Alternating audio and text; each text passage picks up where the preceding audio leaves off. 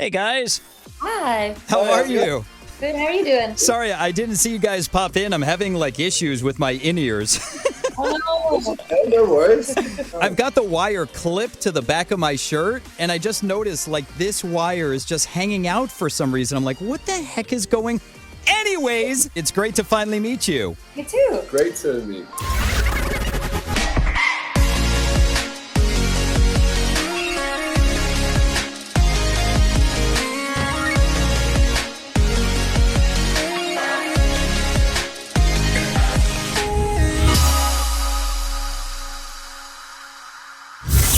Tove Lo, SG Lewis, welcome to America's Dance 30 for the first time. Thank Amazing. you. Thank you for having us. Yeah. Great to be here. I can't believe that this is the first time we are actually meeting. Congratulations on this new smash, Heat. Thank you so much. Thank We're you. very happy and proud and excited. Yeah, no, we're so stoked. Yeah. Yeah, and I can tell by all the social videos that you guys are doing promoting it. You guys are doing an amazing job.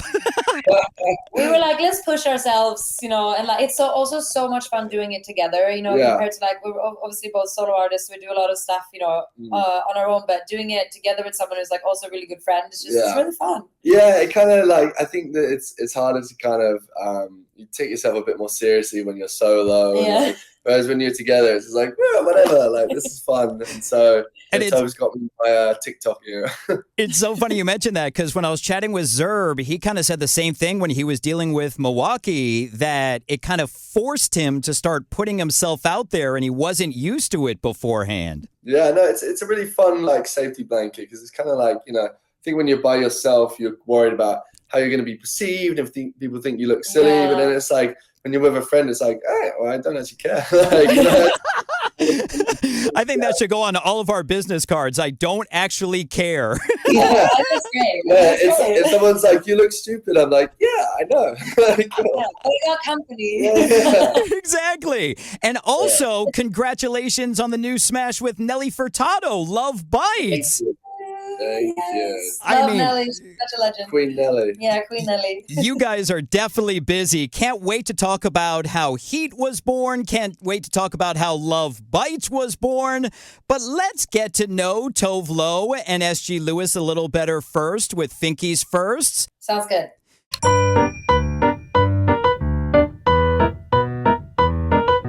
So, Tove, I read that you wrote your first song when you were 10 or 11, right? Yes, that's true. Now, I love finding out the origin story of artists. When you were growing up, was there something else you wanted to get into, or was music always the first thing you wanted to do? Yeah, when I was little, I think music was always the main. I think I knew I wanted to be some kind of performer from a young age. I liked attention. I was, the annoying kid which is stand up and start singing at the dinner table when everyone's talking. They're all right, listen to her perform now. But then I think it didn't become a real dream until high school, when I went to a music high school that I got into from auditioning in grades, and once I got in there, I kind of realized actually this is a real dream of mine. So yeah, but I think I've always, I like the stage. Well, it's incredible that it actually panned out for you. That's so awesome. Yeah, I'm so grateful every day that it did. And SG, you were the same situation where you got into music at a young age as well, but was music always the thing you first wanted to get into, or was there something else? So I think music was only the only thing that I ever really dreamt of doing. But I think along the way somewhere, I'd kind of, convince myself into a more sane career route, I guess. And so at one point I was going to go and study mechanical engineering and to kind of take a more traditional route, I guess. And it wasn't until my form tutor at college or high school for you guys, or for you guys, but pulled me in at lunch, and he basically, he was the IT teacher, but he played guitar. And then, long story short, he said, if you don't give music a try, I think you're going to regret it for the rest of your life. And so, Wow. yeah, so I basically changed my application at university. I went and I studied sound engineering, and then I got really fortunate with the opportunities that came to me. But yeah, I definitely owe a lot to Mr. Gandhi. Mr. Gandhi. Have you chatted with Mr. Gandhi since? I need to. So the funny thing is, I've I wanted to wait until I had like this moment where I could really, I didn't want to be like, thank you, I made it before. Like, I wanted to be like, oh, if I won, like, I don't know. But actually now I'm thinking about it, saying out loud, I'm like, the fact that I even pay my bills with music is exactly. So I got to reach out. I think this is the moment. This is the moment. I'm gonna write that down. Yeah. Now, Tove Lo, I read that your godmother gave you the nickname Tove Lo when you were 3. Is that right?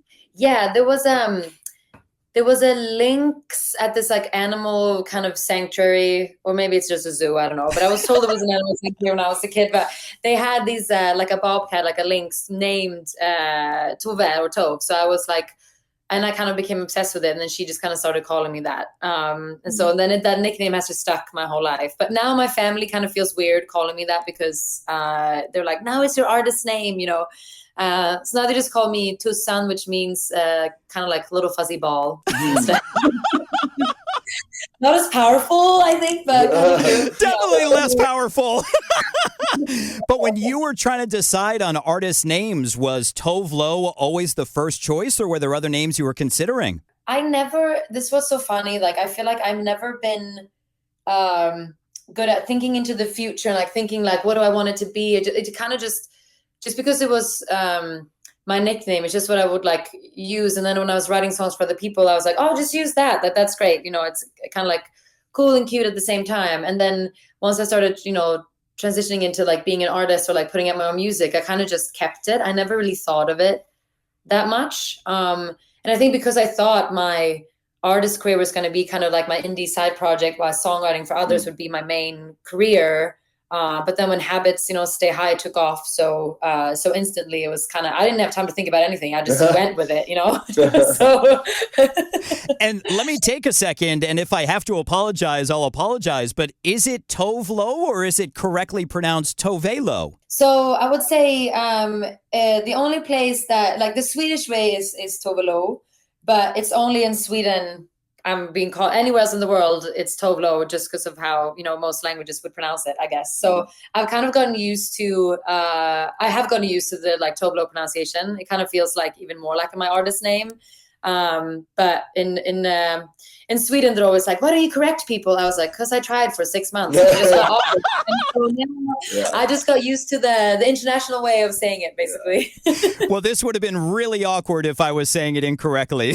So I'm glad you allow it. Absolutely. It would be dumb of me not to. Yeah, obviously, like, me and Tove are very good friends, and I still say Tove all the time because like dumb British accent when I say Tove just doesn't quite like. But that's kind of what I'm saying. Like, you know, if I'm in France or in Spain, they're not even trying. They're like, no, it's Tove Lo, or it's like, no, it's Tove. Like, they don't care. They're like, this is how we say it in France. This is how we say it in Spain. Yeah. So it's kind of like I've accepted it. Yeah, I don't mind, actually. When you guys first met, you didn't correct him? No. I think I even introduced myself as Tove. Yeah, it took then I can't remember. And they're like, wait, is that not how you say it? But I think also when you come from a non-English speaking country, like, you're so used to kind of like having to Englishify words that like your name or you know, like I have a friend, his name is Rickard in Swedish, but he just says Richard because no one in the US, he lives here too, and he wouldn't say, you know what I mean? It's kind of like you kind of, maybe you're just like a little bit more okay with it. I don't know. Yeah. Yeah, I think we need to make more effort. I agree. It's a double-edged sword too, because if you start correcting people, you don't want to, you know, give off an impression like you're being rude or something by correcting them. Exactly. And also, I think it becomes then people don't even dare to say it because they're really nervous about saying it wrong. So, you know, that's the other aspect of it that I've noticed. Well, SG Lewis, it is pronounced SG, right? Yeah, it's definitely it's slightly more straightforward. That's a take on your real name, but when you were deciding on artist names, was it always going to be SG Lewis, or were there other names you were first considering? So I have a very very vanilla, boring name. So my full name is Samuel George Lewis, which it's kind of like 3 first names, and that's cool though. And thanks. First names are cool as a full name. And so then I was doing some like work for someone at Island Records, and I was like 18, and I was so excited to be like, you know, doing some work for a major label, even though I wasn't being paid for it, or I didn't even know what happened to a lot of stuff. And it was only one day that they turned around and they were like, "Oh, cool, we're going to put your name on this and like release it." And I was like, "Great." And they were like, "What name do you want on it?" And I was like, "Sam Lewis." And they were like, Nah. And like, "It's not going to fly." And they were like, "What's your middle name?" I was like, "George." They're like, "How about SG Lewis?" And I was like, "Sure." Like, Sounds good. at that point, I didn't even have any concept of like an artist career, or like I was just kind of making tunes in my bedroom, and so then it sort of it stuck. But it's funny because I remember in the beginning, my friends would kind of call me SG to kind of like make me feel uncomfortable. They'd be like, "Oh, SG Lewis," and then it kind of came full circle, and it stuck so much that now my mum will call me SG sometimes. Like, she'll be like, "SG, how you doing?" And it's like, it's become almost like an ironic. Like, Mom, no, I'm Sam. Yeah, it's weirdly like an ironic nickname now, where it's like it kind of came full circle. But you know what's funny? Like, I feel like for as much as you and I care and like live and breathe our artist careers and like are so particular about the music and the visuals and like everything that we do, like blood, sweat, and tears, and then we're just like, you know, my name kind of just like happened. Really didn't give it any thought. It's just like, oh yeah, sure, I guess so.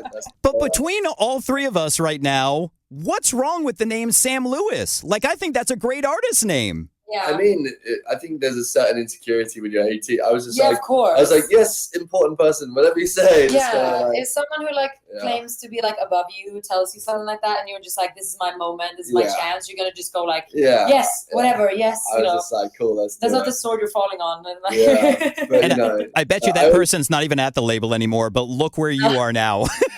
Well, I think I always thought that my full name could be used for like, you know, my classical side project. You know, Sam like, George Lewis. Yeah, that's good. Yeah. Something more highbrow. You do a classical album. Yeah. Or if you ever become a serial killer, they always use first and middle names, so you can always go that route. Great to know, just in case. Now, SG or Sam, you know, you've got a lot of amazing solo stuff, but you've also worked with some incredible artists like Dua Lipa, Ray, Jessie Ware, the amazing Tove Lo sitting right next to you. But do you remember the first song you ever produced? Yes, I do actually. I do. God, this is a deep cut. The first song I ever produced was we were on GarageBand at my like high school. I'm like 15 or 16 or something, and we figured out how to use autotune, and we were like messing around and like being stupid. But then the first thing that I ever made that was kind of like actually trying to make something was there was this UK artist called Angel, and I got passed the stems by someone at the label, and I did a remix, and I was at university at the time, and it randomly got played on Radio 1, this and then I went into uni the next day, and there's kind of this weird combination of people being like psyched for me, and then other people being like, how did that happen? And like, why did that happen to you? And like, why do you, and it was, why you? Yeah. You don't deserve it. Yeah, it was kind of a strange feeling. And then I was also like really bad at the course because it was sound engineering. It's quite technical, but I very quickly realized that my passions lay in just making music and creating music. And so I was failing the course. And so like, I think even with the lecturers, they were a bit like, why this kid? Like, you know, he's the guy that's like bombing out of the course and not showing up to the lectures. And then this kind of strange, beautiful thing was happening. So, I got really lucky. That's incredible that it was on the first song like that. Now, Tove Lo, do you remember that first song you wrote when you were 10 or 11?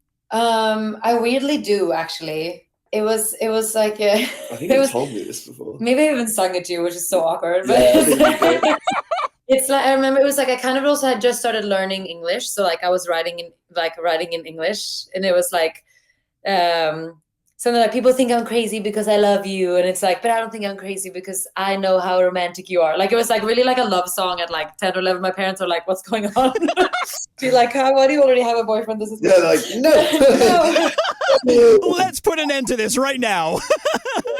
Now, Tove, you have performed all over the world. Do you remember your first time performing on stage? I think I remember the first time I kind of like, when people were like, wait, can you sing? You know, that kind of thing was in school, and I was like in 7th grade, I think. And like, I think my music teacher was like, you have a really special voice. Like, do you want to do something at the summer concert with me, basically? And I kind of sang, I think it was Whiter Shade of Pale, Peter Gabriel. Yeah. That was the first. And I'm like, why this song of all songs? But I was so nervous and I was really shaking. But I still think that it was like, because then I got asked to sing at everything after. So it obviously sounded good. It was all in your head. Yes.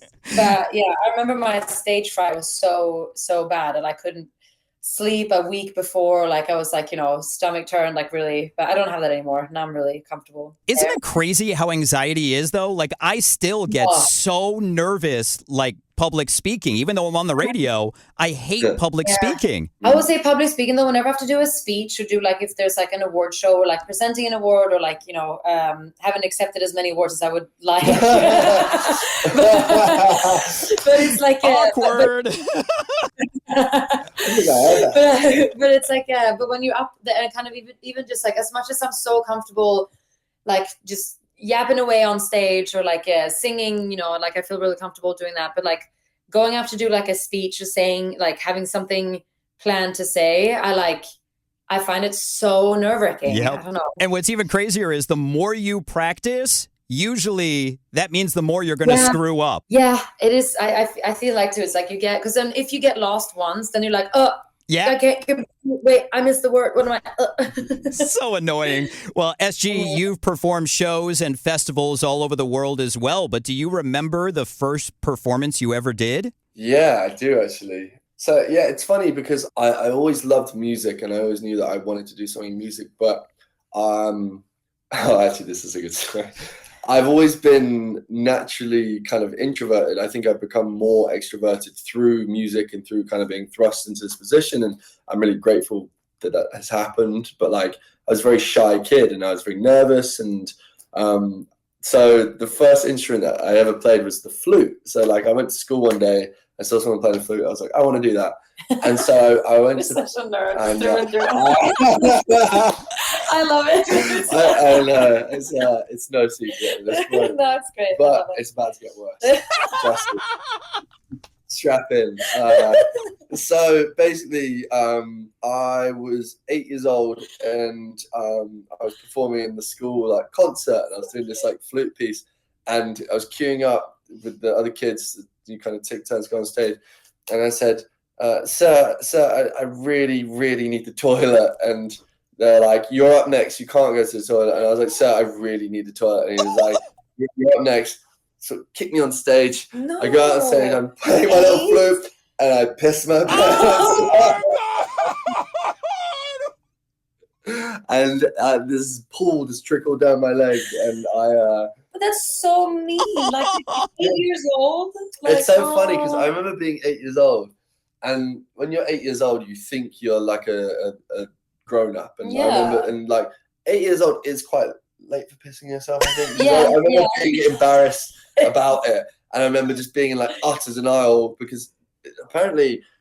I think I had like black trousers on or something. It kind of trickled down my leg, and I'm really going into detail. And then there was a pool of piss on the floor, and so they were like cleaning it up. They were kind of like, "When did this happen?" And I was like, "Oh, who pissed on themselves? That's disgusting! No. Oh, how lame!" And I went home and just cried my eyes out. And you've never played the flute since, right? Honestly, I have. But were your parents mad at the teacher who pushed you out? Like I would have been so angry. I just can't remember. I want to ask now. I remember just being really sad, but I have much better control of my boundaries. Well, that's good to hear. My headline show is like an hour and 45, and then whenever I have a break is when like I run off to change outfits, and you're just kind of like, if you're doing DJ sets that are like 6 hours long, it's like there's never a moment to. Yeah, I really, when I'm DJing and I really need the toilet, I kind of do this very strange dance where I'm like, people are like, "Oh, he's really feeling the music." I'm like, "No." And then your team is like, "All right, put it on a track and then run I put the long one on and run to the toilet. Oh my God, that is hilarious. Well, speaking of playing dance music, what was the first EDM song that made you fall in love with dance music? Ooh. I've got one if you want to think. Yeah, you go for it. Okay, easy. Porter Robinson. Actually, it wasn't Language because it's one of his earlier ones. It was like Porter Robinson, was the Spitfire EP, so probably like Spitfire or something. But I was basically like 16 when like Porter Robinson, Zed, Maddie, and Skrillex were doing the college tours. I remember these videos going up of them, and they were like a little bit older than me. They were, I think Maddie might even be the same age. And I was like sat there in my parents' attic watching these like kids that are like a couple of years older than me touring the world, like playing to thousands of people. And I was like, what am I doing? But I really, Porter Robinson's music was a real kind of like turning point for me and sort of brought me into the world of electronic music. And I would say that if you did say Language, man, what an amazing song. Holy crap. Amazing. I think I found Porter's music before he dropped Language, but then like I was there when he dropped Language and present as a fan, and oh my God, that record like really did something to me on a sort of spiritual level. Yeah, absolutely. It still does. And when I found out that it was Bright Lights on the vocals, when she told me, I was like, oh my God, you sound so incredible on it. I didn't even realize it. I did not know that. That's incredible. There you go. You're welcome. Thank you. Wow. And Tove Lo, what about you? I feel like for me, I feel like I was kind of shifting. I was later into the, like, as much as I love it now, I think it took me like a while to get there, but I was always into obviously very like kind of electronic pop, and like kind of been like, spending a lot of time there. But for me, when I was younger, it was more like kind of like Darude and like Alice DJ and that kind of sort of like that, but it's still, that still to me like fits in with the pop kind of it's kind of come full space. circle. But I remember also being obsessed with Darude Sandstorm. It was such a great era of music. Yeah. I don't know if you're also familiar with Ian Van Dahl, Castles in the Sky, but that was along the same era. Yes. God. Well, finally in Finky's first, in honor of your new smash, Heat, what temperature do you put your AC at when you first get home? SG? I mean, it's funny because I sort of spend my time between London and LA, and so I've had to kind of reconfigure my brain to understand Fahrenheit now. And so the answer is I'm still figuring it out. Like I still get it wrong regularly. So somewhere between 70 and 76. That's warm. Yeah, it's in there somewhere. You're saying that's warm? I'm putting it at 69. I used to hate AC. But now I love sleeping in the cold, and also living in LA. I'm like, I need it. So I put it at 69. Yeah. And then I'm like sleeping like a baby. So when I go to sleep, I'm at 73 or 72. I was down to my dad's recently, and they had it at 78 when they were going to sleep. I'm like, what kind of... What? That's too hot. You're cooking at that point. But I still like to sleep without it a lot of the time. Like for my voice especially, it's not very good. Yeah, absolutely. Well, let's talk about this smash. How was Heat born with you two? I think it came from just like us loving to work together on both of our albums, and like our fans really like, why isn't there more? We need more to dance to. Like kind of, and we kind of, even though we're both doing our separate like album campaigns and touring and like doing all that, we just love to write together. So we kind of just kept meeting in the studio with there was no like, let's make an EP. We just wanted to write more music together. Yeah. And I remember that song specifically. You had this like amazing track that you kind of were building in front of me, and I was trying to like I couldn't find the right melodies. I was like, oh, I'm not nailing it. Like I don't know like where it's supposed to sit melodically. And then we're like, oh, okay, let's give it one more go. Like, let me just get on the mic and improvise, and let's just see what comes out. And then if not, we'll move on to something else. And then in that, like, it was 3 minutes, and I just like, I kind of the lyrics just kind of came. It's funny. Weird. It's so funny watching Tove work, because there is this kind of like magic moment, stream of consciousness where, and it's kind of, we obviously have a really great kind of chemistry in the studio, but there's always a moment where she just lands upon the thing, and like you hear it and it's almost like fully formed as it comes out. And so it's crazy how when it arrived, it was like, yeah, that's it. and it was just from there, it took like no time at all. Like as much as the initial process, we were sort of testing the water for a couple of hours. Once she'd found that hook, it was like 10 minutes maybe, you know? That is so awesome. How long ago did you guys start working on it?